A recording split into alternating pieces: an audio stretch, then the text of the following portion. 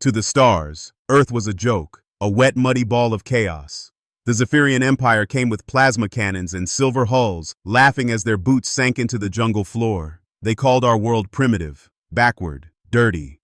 But in the shadows of the trees, the mud whispered warnings. It wasn't our machines they should have feared. It was the silence between gunfire, the traps buried in the roots, the ghostly figures that vanished into the canopy. Commander Vex Korath had never lost a campaign until he met Captain Sarah Martinez and learned that in Earth's jungles, technology dies and ghosts hunt in mud. The Crimson Fleet's miscalculation. The discovery of a backward world. High above Earth's atmosphere, the massive Crimson warship's stellar dominion hung like a bleeding wound against the star-filled void. Inside its gleaming command center, holographic displays showed a blue-green planet spinning lazily below. Commander Vex Korath, a towering reptilian being with scales that shifted from deep purple to silver, studied the readings with obvious disdain. "Another primitive world," he hissed, his forked tongue tasting the recycled air of the bridge. "Look at these energy signatures. They still burn fossil fuels. Their cities barely register on our sensors compared to a proper civilization." His second-in-command, Lieutenant Zara Velkris, nodded eagerly. Her species, the Zephyrians, had conquered 47 worlds in the past decade. Each victory had been swift, decisive, and profitable. Earth would be no different. "The inhabitants call themselves humans," she reported, her crystalline voice ringing through the chamber. "They have primitive aircraft, crude weapons, and their largest military installations are laughably small. Our preliminary scans show most of their planet is covered in wild, untamed regions." Korath's eyes gleamed with the satisfaction of an easy conquest. The Zephyrian Empire needed new worlds for expansion, and this backwater planet would serve perfectly as a staging ground for further galactic domination. Their strategy was always the same: land in the most chaotic, undefended regions, establish a foothold, then systematically crush all resistance. "Begin the descent," he commanded. "Target their largest wilderness area. These humans won't expect an attack from their own untamed lands." Entering the green hell. The Amazon rainforest stretched endlessly below as dozens of Zephyrian drop pods screamed through Earth's atmosphere. Each pod contained 5 elite warriors armed with plasma rifles, energy shields, and environmental suits designed to handle any planetary condition. Their mission was simple: establish a base, capture key resources, and prepare for the main invasion force. Commander Korath's pod slammed into the forest floor with a thunderous crash, instantly vaporizing a circle of ancient trees. Steam rose from the impact crater as the alien commander emerged, his armor gleaming with advanced technology. Sensors swept the area, thermal readings mapped the terrain, and communication arrays established contact with the orbiting fleet. "Deployment successful," he announced to his troops. "This primitive ecosystem will serve as perfect cover for our operations. No organized military could possibly function in such chaos." Around him, 49 other warriors took positions, their weapons charging with ominous whines. The jungle seemed to respond to their presence. Birds fell silent. Insects stopped buzzing. Even the wind seemed to hold its breath. That should have been their first warning. The forest watches. 3 miles away, Captain Sarah Martinez lowered her binoculars and smiled grimly. She had been tracking unusual atmospheric disturbances for the past week, and now she knew why. The 42-year-old former Special Forces operator had spent the last 15 years training survival experts, teaching them to read the jungle like a living book. "Looks like we have uninvited guests," she whispered into her throat microphone. Her voice was calm, professional, but carried an edge that her team knew meant serious business. Scattered throughout the forest, her 6-person unit acknowledged her transmission. They were not regular military. They were something far more dangerous. Humans who had made the jungle their home, their weapon, and their ally. Sergeant Jake Mudfoot Rodriguez crouched behind a massive cecropia tree, his dark skin painted with natural camouflage. 20 years of jungle warfare had taught him to become one with the forest. "I count 50 hostiles," he reported. "High-tech gear, energy weapons, and they move like they own the place." Corporal Lisa Vine Chen hung silently from a branch 40 feet above the alien landing zone. Her small frame and incredible agility made her nearly invisible among the leaves. "They're scanning everything," she observed, "but their tech can't penetrate the canopy properly. Too much interference from the plant life." Dr. Michael Torres, the team's medic and biochemist, was already collecting samples from plants that seemed agitated by the alien presence. "The forest is reacting to them," he noted with scientific fascination. "Chemical releases from damaged vegetation, unusual insect behavior. It's like the ecosystem recognizes a threat." The first lesson. The Zephyrians advanced through the jungle with military precision, their sensors mapping every tree, every stream, every potential threat. What they didn't understand was that in the Amazon, everything was a potential threat, and the greatest dangers were the ones their technology couldn't detect. Private Kex Mordian, a young Zephyrian warrior eager to prove himself, stepped confidently over a fallen log. His environmental suit registered no dangerous organisms, no toxic plants, no immediate hazards. The ground beneath his feet seemed solid and safe. He sank 3 feet into what appeared to be solid earth. "Quicksand!" he screamed, his plasma rifle firing wildly as he struggled. But it wasn't quicksand. It was something far more insidious, a carefully prepared mud trap, reinforced with local clay and positioned exactly where an advancing military unit would step. As his squad mates rushed to help, more traps triggered. Vines, seemingly innocent hanging plants, suddenly contracted like living rope, yanking weapons from alien hands. What looked like solid ground gave way to pits filled not with spikes, but with the most irritating insects the Amazon could provide. "What kind of primitive defense is this?" Commander Korath roared as his elite warriors flailed in mud, battled angry wasps, and struggled against plants that seemed to move with purpose. From her hidden position, Captain Martinez spoke softly into her radio. "Nature doesn't fight fair, and neither do we." The invisible enemy. For 3 hours, the Zephyrian force battled an enemy they couldn't see, couldn't target, and couldn't understand. Their advanced weapons were useless against opponents who melted into the jungle like ghosts. Every time they thought they had located a human, they found only empty forest and new traps. Sergeant Rodriguez moved through the undergrowth like a shadow, his knife work silent and efficient. Not killing, that would come later, but sabotage. Alien equipment mysteriously malfunctioned. Communication devices crackled with interference that sounded suspiciously like bird calls. Environmental suits developed leaks that led in the jungle's most unpleasant residents. "Their tech is impressive," Lisa Chen reported as she watched from above. "But it's designed for open warfare, not jungle fighting. They're blind down there." The aliens' thermal sensors were useless in the humid environment where everything radiated heat. Their motion detectors triggered constantly from falling leaves, moving branches, and the countless animals that called the forest home. Their communication systems, so effective in space, were jammed by the very plants around them. Commander Korath finally realized the truth that would define the next phase of the war. His technologically superior force was being systematically dismantled by primitives using nothing but mud, plants, and intimate knowledge of their environment. The forest strikes back. As the day progressed, the jungle itself seemed to join the battle. Trees that had stood for centuries suddenly developed the habit of dropping massive branches on alien heads. Streams that had flowed peacefully for millennia began flooding at precisely the wrong moments. Even the weather seemed to conspire against the invaders. Dr. Torres smiled as he watched his biological warfare take effect. Months of preparation had gone into this moment. He had cultivated specific bacteria that would corrode alien metals, bred insects that found alien pheromones irresistible, and developed plant-based compounds that would make the invaders' lives miserable without killing them. "The beauty of biological warfare," he explained to his team, "is that it looks completely natural." The Zephyrians, creatures of sterile spacecraft and controlled environments, found themselves fighting not just humans, but an entire ecosystem that rejected their presence. Their sophisticated environmental suits protected them from known toxins but were helpless against allergens, irritants, and psychological warfare that their designers had never imagined. Calling for reinforcements. By nightfall, Commander Korath's force had been reduced to a defensive huddle in their landing crater. Half his warriors were incapacitated by various ailments, from severe allergic reactions to what could only be described as aggressive fungal infections. Their equipment was failing, their morale was broken, and they still had not seen their human enemies clearly.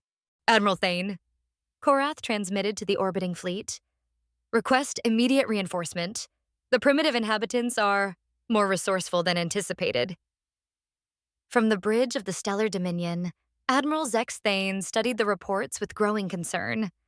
49 elite warriors, equipped with the finest technology the Zephyrian Empire could provide, had been neutralized by what appeared to be natural disasters and equipment failures. "Impossible," he muttered. "Deploy the second wave. Double the force, triple the surveillance."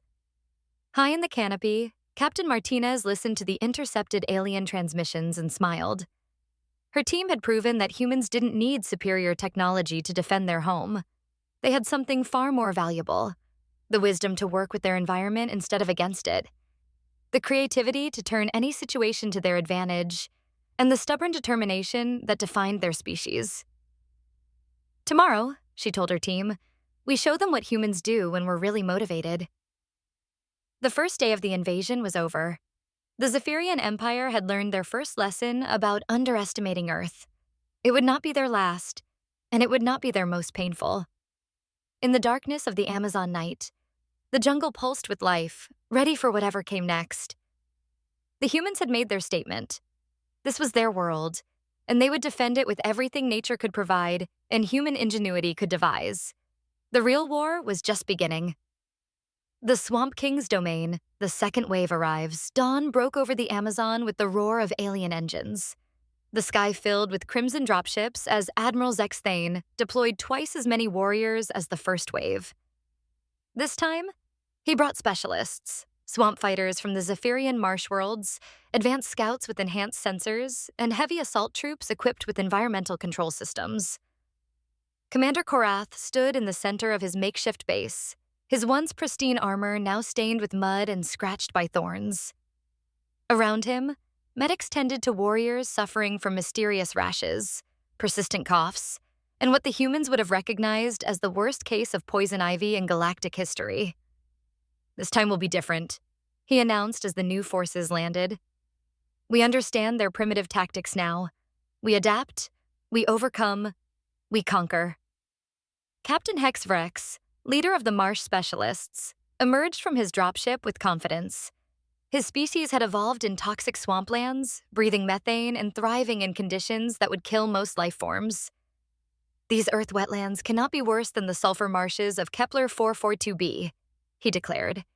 He would soon learn how wrong he was. The Swamp King awakens 50 miles south of the Amazon battlefield, deep in the flooded forests of the Pantanal wetlands. Marcus Thompson sat on his handmade canoe, watching the alien ships pass overhead. The 60-year-old former Navy SEAL had spent the last 25 years living off the grid, becoming a legend among local tribes who called him Rey do Pantano, the Swamp King. Marcus was everything the modern world had forgotten how to be. He could track a jaguar through floodwaters, predict weather patterns by the behavior of caimans, and navigate thousands of square miles of wetland using nothing but instinct and experience.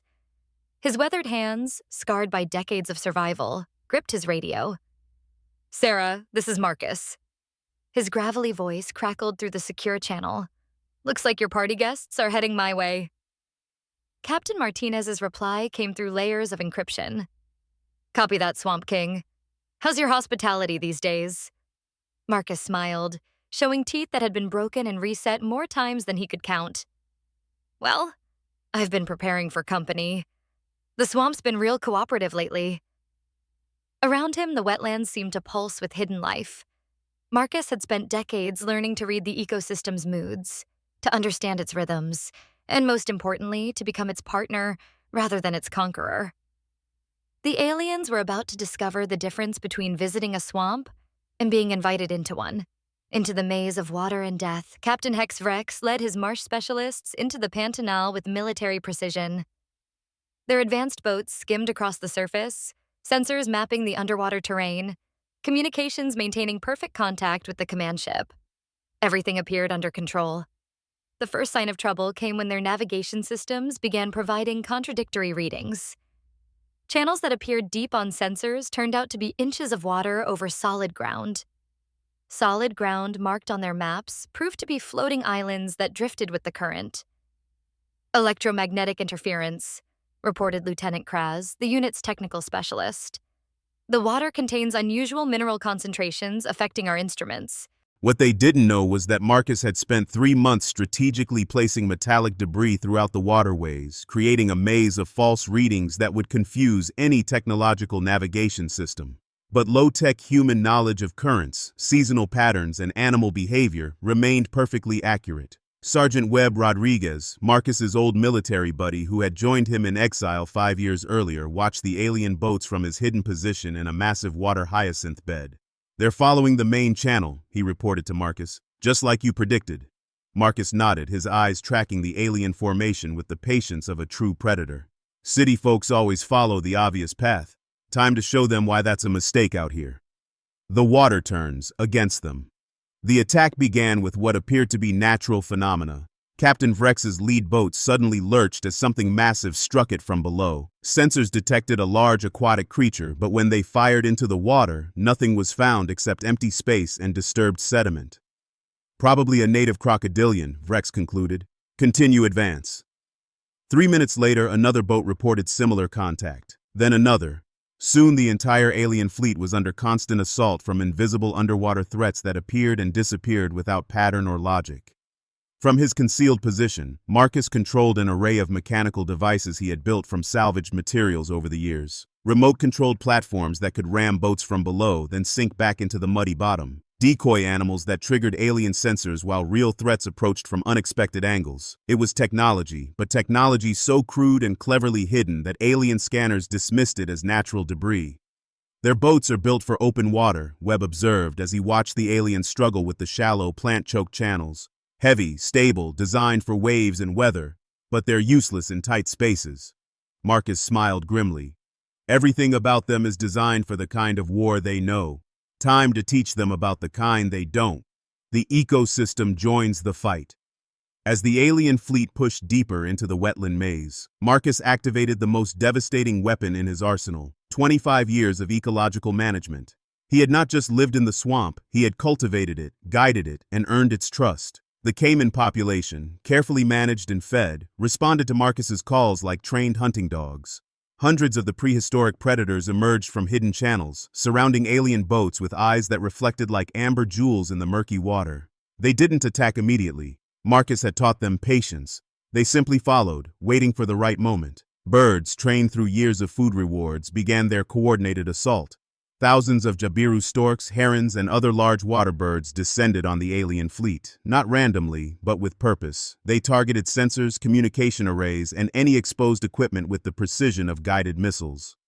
What kind of primitive planet coordinates animal attacks? Captain Vrex screamed as his communication officer tried to clear bird droppings from critical sensors. The answer came from the water itself. Marcus had spent decades studying the wetland's seasonal patterns, and he had chosen this moment carefully. The annual flood was at its peak, turning solid ground into temporary islands and creating currents that could carry away anything not firmly anchored. Human ingenuity meets alien technology. While the aliens struggled with natural obstacles, Marcus and Webb launched their technological counterattack. Their weapons were crude by galactic standards but perfectly suited to their environment. Crossbows that fired in complete silence, net guns that deployed underwater, and Marcus's pride and joy, a collection of explosive devices made from fertilizer, fuel, and timing mechanisms salvaged from old farm equipment. Remember, Marcus told his partner as they prepared for the next phase, we're not trying to destroy them, we're trying to teach them that this isn't their world. The lesson began with psychology. Webb, a former radio operator, began broadcasting on alien communication frequencies. Not jamming, that would be detected immediately. Instead, he transmitted the sounds of the swamp itself, caiman calls, bird songs, and the subtle splashing of unseen movement. But he mixed in human sounds, whispered words in languages the aliens' translators couldn't identify, laughter that seemed to come from empty water, and music from instruments that didn't appear in any galactic database. The effect on alien morale was devastating. Warriors trained for open battle found themselves jumping at every natural sound, seeing threats in every shadow, and questioning whether their sensors were malfunctioning or if they were truly being stalked by invisible enemies. The Swamp King reveals himself. As the alien fleet became more desperate and disorganized, Marcus decided it was time for a personal introduction. He appeared as if materializing from the water itself, standing waist-deep in a channel that their sensors had marked as empty. His weathered face was painted with mud and plant dyes, his gray hair hung in wet strands, and his eyes held the kind of confidence that came from absolute mastery of his environment. "Y'all seem lost," he called out in accented English, his voice carrying easily across the water. The aliens raised their weapons, sensors locking onto his position. Marcus didn't flinch. He had calculated this moment perfectly. "I wouldn't do that if I were you," he continued conversationally. "See, this here's caiman mating season, and you boys have been making an awful lot of noise. They're feeling a bit territorial right now." As if summoned by his words, the water around the alien boats began to churn. Dozens of massive reptilian forms surfaced, their eyes reflecting the late afternoon sun like living jewels. The Caymans had been waiting for Marcus's signal, and now they moved with the coordination of a military unit. Captain Vrex tried to maintain his composure. "Surrender, primitive. Your animal tricks cannot defeat superior technology." Marcus laughed, the sound echoing across the water like thunder. "Son, I've been living in this swamp since before your mama laid her first egg. These animals aren't my tricks. They're my neighbors, and you've been real rude guests." Technology fails, wisdom prevails. The final confrontation came as the sun began to set, painting the sky in shades of orange and red. The alien fleet, reduced to half its original size by mechanical failures, animal attacks, and sheer confusion, made one last desperate push toward what their maps showed as solid ground. Marcus had been waiting for this moment.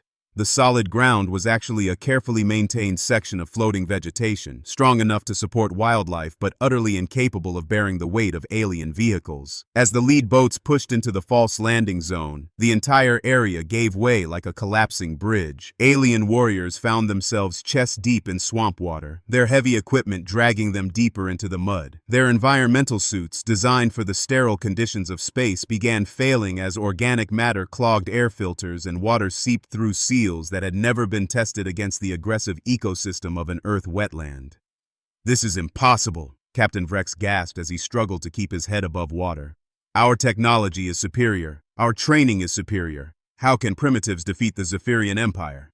Marcus waded toward him with the unhurried confidence of a man who had never doubted the outcome. "Because you don't understand the difference between controlling nature and working with it. You see an obstacle to overcome. I see a partner to dance with." He gestured to the swamp around them, where thousands of species lived in complex harmony. "Every creature here has been fighting for survival longer than your whole civilization has existed. They've learned things your computers will never understand." The lesson spreads. As rescue ships arrived to extract the defeated marsh specialists, Admiral Thane watched from orbit with growing unease. Two elite units, equipped with the finest technology the Empire could provide, had been systematically dismantled by what appeared to be individual humans using nothing but local resources. "Sir," reported his intelligence officer, "we're detecting similar resistance patterns in 17 other locations. Desert regions, mountain ranges, Arctic zones. It appears the humans have defenders everywhere." Thane studied the tactical displays with the dawning realization that this was not a primitive world defended by scattered tribes. This was a coordinated global resistance that understood their own planet in ways that galactic technology couldn't match. On the surface, Marcus Thompson sat in his canoe, watching the alien ships retreat into the night sky. Around him, the swamp pulsed with life that had existed for millions of years before the first Zephyrian had learned to build tools. "Webb," he said into his radio, "better call Sarah. Tell her the neighbors to the south are ready for whatever comes next." The Swamp King had spoken. Earth had defended another of its domains, and somewhere in the vast network of human resistance, other guardians were preparing their own lessons for any who dared underestimate the power of humans who truly knew their home. The second wave had failed. The third would face not just individual resistance, but the coordinated fury of an entire planet that had decided it would not be conquered. Earth's final lesson. The Empire's last gambit. High above Earth's atmosphere, the massive Zephyrian war fleet assembled like a storm of metal and malice. Admiral Zex Thane stood before the holographic displays in his command center, his crystalline features reflecting the cold light of 100 tactical screens. Around him, the finest military minds of the Empire studied the data from their failed incursions with growing disbelief. "Two elite forces," he said slowly, his voice carrying the weight of galactic authority. "Defeated by individuals using primitive technology and local wildlife." General Kaith Mordax, commander of the Empire's most feared assault division, stepped forward. His scarred carapace bore the marks of campaigns across 50 worlds. "Admiral, with respect, these were reconnaissance forces. Limited numbers, constrained rules of engagement. Give me unrestricted authority and the full 3rd Assault Legion, and I will crush this resistance in 72 hours. Thane studied the tactical projections. Intelligence reports showed human defenders in every major ecosystem on the planet. Desert fighters in the Sahara, mountain warriors in the Himalayas, Arctic specialists in Siberia, and countless others scattered across a world that seemed determined to reject alien conquest. "Very well, General," Thane decided. Deploy everything, full orbital support, unlimited firepower, complete conquest protocols. Show the galaxy what happens when primitives challenge the Zephyrian Empire. The largest invasion fleet in the Empire's history began its descent toward Earth. The global network awakens. In a hidden bunker beneath the Amazon rainforest, Captain Sarah Martinez stood before a communication array that would have seemed impossible to alien intelligence. Built from salvaged electronics, powered by geothermal energy, and connected through a network of organic fiber optics grown from modified plant life, it represented everything the invaders had failed to understand about human ingenuity. "This is Ghost calling all stations," she transmitted on frequencies that existed between the channels alien technology monitored. "The big show is about to start. Everyone ready?" Responses came from around the globe. From the Sahara Desert, Commander Hassan al-Rashid reported his sand fighters prepared for the storm. In the Himalayas, Captain Yuki Tanaka confirmed her mountain teams were positioned at strategic passes. From the Siberian wilderness, Colonel Viktor Petrov announced that the endless cold was ready to embrace new victims. Each response represented not just individual resistance, but networks of survivors who had spent years preparing for exactly this moment. They were the remnants of special forces units, environmental scientists, indigenous peoples, and ordinary citizens who had refused to abandon their homes when the first alien scouts had been detected months earlier. "Marcus, you still with us?" Sarah asked. The Swamp King's gravelly voice crackled through the static. "Wouldn't miss it for the world, darling. Got some new tricks to show our guests."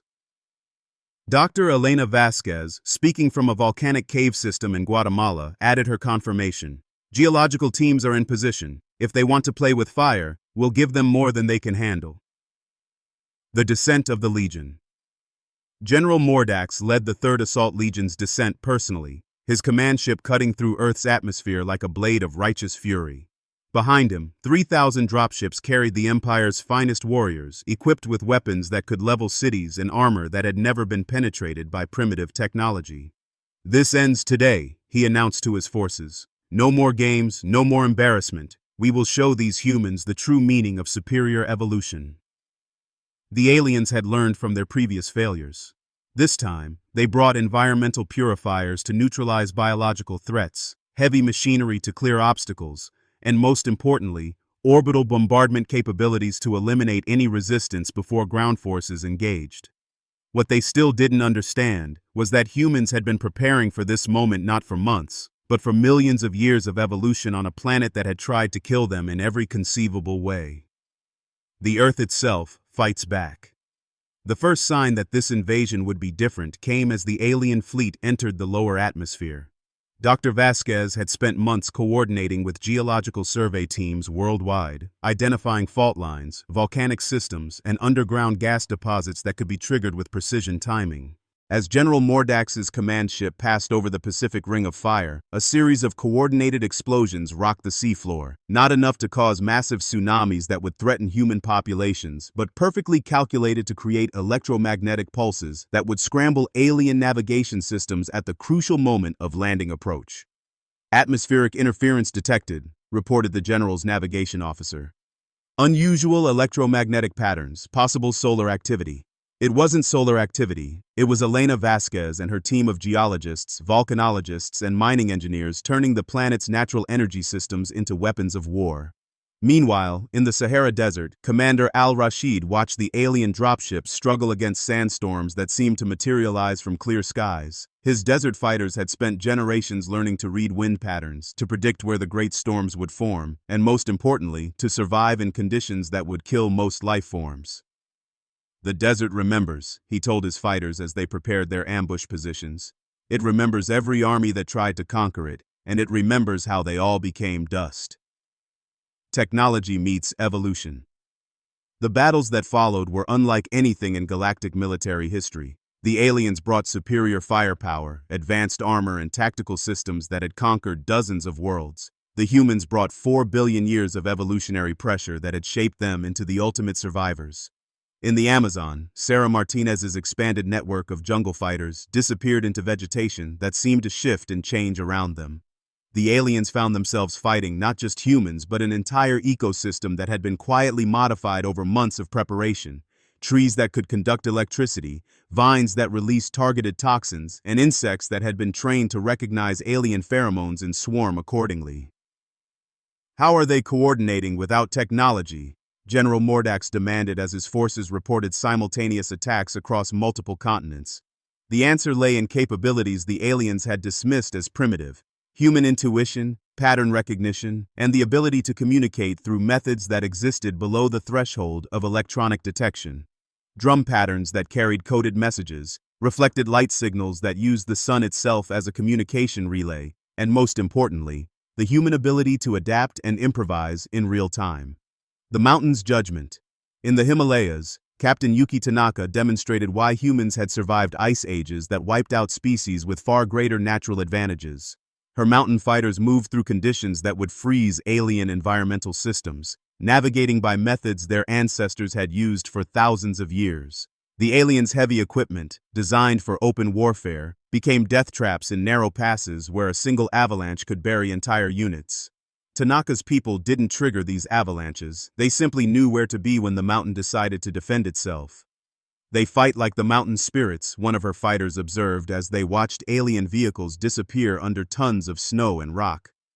Tanaka nodded, understanding that this was not superstition but recognition of a truth the aliens couldn't grasp. Some things were more powerful than technology, and wisdom accumulated over generations was one of them.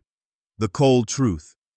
In Siberia, Colonel Petrov showed the aliens what humans meant when they spoke of nuclear winter. His forces had survived conditions that would kill most galactic species, not through superior technology but through superior understanding of how life persisted in the most hostile environments imaginable. The aliens' energy weapons, so effective in controlled conditions, became useless as power cells drained rapidly in sub-zero temperatures their designers had never anticipated. Their communication systems failed as moisture froze in critical components. Most devastating of all, their environmental suits began failing as materials became brittle in cold that went beyond their operational parameters. In Russia, Petrov told his forces, "Winter does not come for you. You must go to winter, understand it, make peace with it. These aliens, they try to fight the cold. That is why they lose." The network reveals itself. As battles raged across every continent, the true scope of human preparation became clear. This was not scattered resistance by isolated groups. This was a coordinated global defense network that had been building for decades, waiting for exactly this moment. Scientists had modified ecosystems to reject alien biochemistry. Engineers had built weapons from materials that didn't register on galactic sensors. Soldiers had trained in conditions that made alien simulations look like children's games. Most importantly, ordinary people had learned to see their entire planet as a weapon that could be wielded with precision and patience. "Sir," reported Admiral Thane's intelligence officer, "we're detecting coordinated resistance on every continent. Desert fighters, mountain warriors, jungle specialists, Arctic survivors, volcanic cave networks, oceanic platforms. It's as if the entire planet is defended by specialists trained for their specific environments." Thane studied the reports with growing understanding. Because it is. This isn't a primitive world with scattered defenses. This is a fortress world where every inhabitant is a defender. The final lesson. General Mordax made his last stand in what had once been the Amazon basin, surrounded by the remnants of the greatest military force the Zephyrian Empire had ever assembled. Around him, the jungle pulsed with life that seemed to mock every principle of galactic warfare. Captain Sarah Martinez emerged from the green shadows, no longer hiding, no longer running. Behind her came Marcus Thompson, his weathered face set in the expression of a man who had never doubted the outcome. Around them, fighters from every corner of Earth stepped into view. Desert warriors with sun-darkened skin, mountain climbers with ice in their eyes, Arctic survivors wrapped in fur and determination. "You cannot defeat superior technology," General Mordax declared, his voice carrying the desperate authority of failing conquest. Sarah smiled, an expression that held 4 billion years of evolutionary pressure. "General, you still don't understand. We didn't defeat your technology. We made it irrelevant." She gestured to the jungle around them, where human fighters moved like ghosts among plants that bent to their will. "You brought the tools for the war you knew how to fight. We brought the war itself." Marcus stepped forward, his presence as solid and immovable as the swamp that had shaped him. "Son, your problem isn't that we're too primitive for your technology. Your problem is that your technology is too primitive for us. The truth hit General Mordax like a physical blow. The humans hadn't been defending against superior forces. They had been demonstrating why evolution was more powerful than engineering, why adaptation was more valuable than armor, and why a species that had survived everything their planet could throw at them would never be conquered by visitors who didn't understand the first thing about survival. Earth's message to the galaxy. Admiral Thane stood alone on his command bridge, watching the final evacuation shuttles flee Earth's atmosphere. Below him, a blue-green world spun peacefully, showing no signs of the devastating defeat that had just shattered the most powerful military force in the known galaxy. "Communications," he ordered. "Open a channel to High Command." The response came quickly. "Admiral, report your status." Thane looked one last time at the planet that had taught his empire the limits of their power. "Mission status: complete failure. Recommendation: classify Earth as a prohibited system. Mark their species as non-intervention mandatory." "Explain." Thane gathered his thoughts, knowing that his report would change how the galaxy viewed the small blue world and its human inhabitants. "The humans of Earth are not primitive. They are specialists. Every environment on their world has produced defenders who understand warfare at a level we cannot match. They don't fight against their planet. They fight with it." He paused, watching Earth shrink in the view screen. "Sir, they turned their entire world into a weapon, and they've been training to use it for their entire evolutionary history. Any species that attempts conquest will not face scattered defenders. They will face a coordinated planetary immune system that treats invaders like a disease to be eliminated." The legend spreads. Years later, in taverns and trading posts across the galaxy, the story would be told in whispers and warnings. Earth, the blue world where technology meant nothing and evolution meant everything. Where humans didn't build weapons because they had become weapons, shaped by a planet that had tested them in every way imaginable and found them worthy. The Zephyrian Empire, once the terror of 47 worlds, never recovered from their defeat. Their military doctrine, their conquest strategies, their entire understanding of warfare had been proven inadequate by a species that fought with mud, plants, cold, heat, stone, and most dangerously of all, the absolute certainty that they belonged to their world and it belonged to them. On Earth, life continued as it always had. Sarah Martinez returned to training the next generation of jungle fighters. Marcus Thompson disappeared back into his swamp, becoming legend once again. Scientists and soldiers, doctors and farmers all went back to their lives with the quiet satisfaction of a job well done. But they remained ready, because humans had learned the most important lesson of all. In a galaxy full of species that conquered through technology, sometimes the greatest strength was remembering that technology was just a tool, and the most dangerous weapon was the wisdom to know when not to use it. The stars had learned to respect the small blue world and its stubborn inhabitants. Earth had taught the galaxy that some planets were not meant to be conquered, and some species were not meant to kneel. The humans had spoken, and the universe had listened.